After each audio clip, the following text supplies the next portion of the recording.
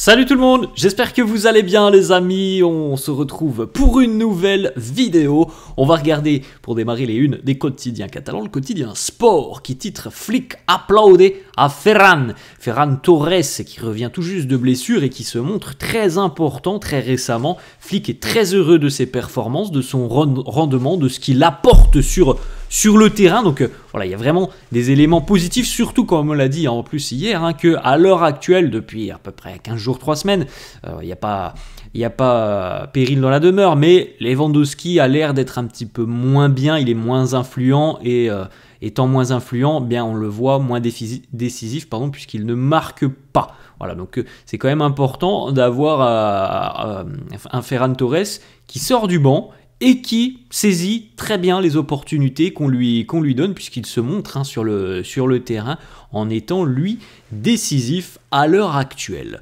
On regarde la une de Mundo Deportivo qui titre El Sello Flick, le cachet, l'empreinte Hansi Flick, avec, voilà, comme on le sait, un Barça plus direct, parfois plus spectaculaire, avec voilà, des très bons résultats sur cette formule de la Ligue des Champions, un Barça qui est aussi présent évidemment en Liga, donc on est quasiment à la mi-saison, là il reste encore une petite dizaine de jours avant donc la trêve de Noël, et on a un Barça qui est quand même relativement satisfaisant depuis le début de saison. Cette première partie de saison est très très bonne, je trouve, donc c'est quand même encourageant. On peut penser parfois que lorsqu'un entraîneur arrive sur un banc de touche, ses idées prennent un peu plus de temps à se mettre en place, et que l'on voit des changements arriver, mais que ça prenne un peu de temps. Ça n'a pas été le cas avec Hansi Flick, qui a tout de suite réussi à imposer tout simplement son style du côté du Barça. Donc voilà, quand même des choses très positives. On regarde une petite photo justement du technicien allemand lors de l'entraînement hier, de la séance de récupération, puisqu'on rappelle que le Barça a joué mercredi. Donc hier c'était une séance évidemment un peu allégée. On est aussi maintenant en train de préparer la rencontre de ce week-end. Ça sera dimanche face à Leganés. La petite photo, est-ce que vous le reconnaissez? Alors on a le nom, mais il faut surtout se fier aux yeux, et quand on regarde les yeux, évidemment, on peut reconnaître Fermín López. La petite photo aussi assez sympa, Gavi qui nous joue les artistes avec le ballon, et Frenkie de Jong juste derrière lui. Petite information aussi très importante, alors on attendra d'avoir la confirmation dans le courant de la journée, mais normalement, le retour à l'entraînement pour Ansu Fati, ça devrait être pour aujourd'hui, ce qui est une information importante. Alors évidemment, je ne pense pas qu'il sera disponible pour le match face à Leganés ce week-end, mais il devrait certainement revenir donc dans le groupe pour le prochain match du Barça. Affaire à suivre. On va attendre aujourd'hui évidemment les petites informations qui sortiront de la séance d'entraînement. On continue, on a quelques petites informations, quelques petites statistiques après donc cette rencontre face au Borussia Dortmund. Déjà le but de Rafinha, je pense que vous avez remarqué le but, et il y a certaines similitudes par rapport au match face au Bayern, donc le Bayern et le Borussia, deux adversaires allemands sur lesquels Rafinha a pu faire parler tout son sens du jeu, et notamment le sens de l'appel, puisque voilà, il a pris à défaut les deux défenses à chaque fois dans le dos, avec des passes similaires de Olmo et de Fermín. Donc voilà, des schémas certainement qui sont beaucoup travaillés sur les séances d'entraînement, ces courses dans le dos de Rafinha.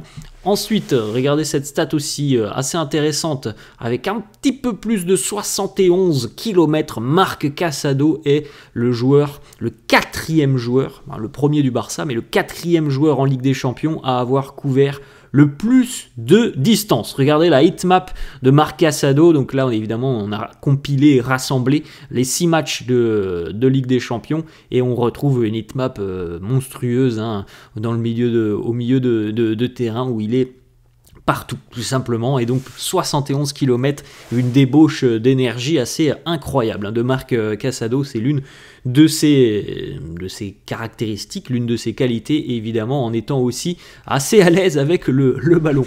Seuls 2 joueurs ont joué toutes les minutes en Ligue des Champions en cette saison, Marc Casado, justement, et Jules Koundé. Petite particularité aussi pour Ferran Torres, pardon. Ferran Torres et son doublé face au Borussia Dortmund, il est devenu le joueur du Barça à inscrire un doublé le plus rapidement en sortie de banc, puisqu'on rappelle, il a remplacé Lewandowski donc à la 71e, il marque le premier à la 75e, il marque le deuxième à la 85e, donc en l'espace de à peine 15 minutes, Ferran Torres a inscrit son doublé, donc il bat le précédent record qui datait de Léo Messi. C'était en 2008, Messi qui était sorti du banc et qui avait inscrit un doublé à l'époque en à peine 10 minutes, il me semble. Donc voilà, Ferran Torres...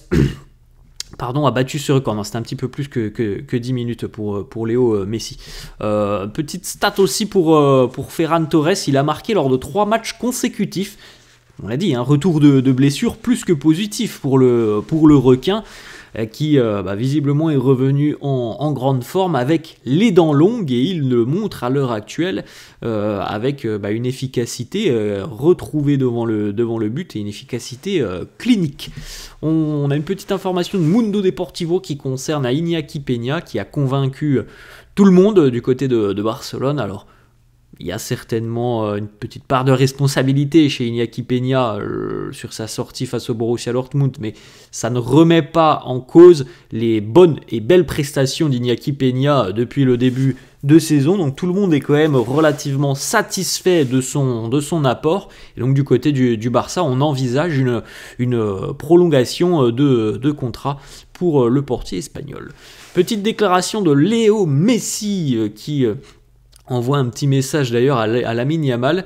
C'est un journaliste qui pose une question à Messi en lui demandant, voilà, est-ce qu'il y a un joueur à l'heure actuelle dans la nouvelle génération, lorsque tu regardes un match, est-ce qu'il y a un joueur qui te rappelle toi, lorsque tu as débuté, lorsque tu étais plus jeune? Il nous dit, la nouvelle génération a beaucoup de jeunes joueurs qui sont très très bons et ils auront certainement de très belles années devant eux, mais il est vrai que lorsque j'entends Lamine Yamal, lorsque je le regarde, il n'y a aucun doute. Tout dépend de lui, d'autres facteurs aussi également, notamment de sa régularité, de sa consistance, mais Lamine fait déjà partie du présent et sans aucun doute, il aura un futur exceptionnel devant lui. Donc voilà, les vrais reconnaissent les vrais, et Léo Messi voit en Lamine Yamal certainement un petit peu de lui, tout simplement, lorsqu'il a fait ses grands débuts. Alors bon... évidemment, toute proportion gardée, on va pas dire que Lamine Yamal aura la carrière à Messi, mais en tout cas, c'est un fait. À ce qu'il fait à 17 ans, c'est quand même assez exceptionnel. Et du côté du Barça, on a très rapidement misé sur Léo Messi, il y a quelques années en arrière maintenant, lors de ses débuts. Du côté du Barça, à l'heure actuelle maintenant, on mise aussi sur Lamine Yamal. Voilà, c'est dire aussi l'importance que Lamine est en train de prendre. Le Barça, le Bayern, Arsenal et le PSG suivent toujours attentivement la situation de Marcus Rashford. Alors on verra peut-être aussi ce qui se passera cet hiver avec l'arrivée du nouvel entraîneur du côté de Manchester United, Ruben Amorim. Peut-être que les choses peuvent changer, on verra. Voilà, c'est un joueur qui est souvent cité dans les rumeurs de départ. Il est toujours à Manchester et on se doute bien aussi qu'il a quand même un certain amour pour les Red Devils, Marcus Rashford. Donc c'est pas aussi simple que cela, mais voilà, il y a toujours des clubs intéressés. Pablo Torre qui pourrait partir en prêt au mois de janvier. Ces informations du quotidien Sport. J'ai un peu du mal à y croire. Je suis pas sûr on sait que le calendrier va quand même être chargé sur la seconde partie de saison. Je suis pas sûr que le Barça envisage de se séparer de joueurs qui peuvent entrer dans la rotation sur le mois de janvier. Petite statistique aussi en Ligue des Champions, cette saison le Barça a donc battu les 2 équipes qui ont été en finale la saison dernière. Le Barça a battu le Real évidemment en Liga et a battu donc le Borussia Dortmund en LDC. Autre information, on va terminer là-dessus d'ailleurs les amis, tout indique que lors de la pré-saison l'année prochaine, 2025-2026, la pré-saison devrait avoir lieu en Asie et non pas aux États-Unis comme c'est souvent le cas. Donc voilà, ça sera peut-être confirmé dans quelques semaines. Voilà les amis, la fin de cette vidéo, j'espère que ça vous a plu. Merci à tous ceux qui sont présents, merci à tous ceux qui lâchent des pouces bleus, à tous ceux qui s'abonnent. Je vous souhaite une très bonne journée les amis et je vous dis à la prochaine. Ciao!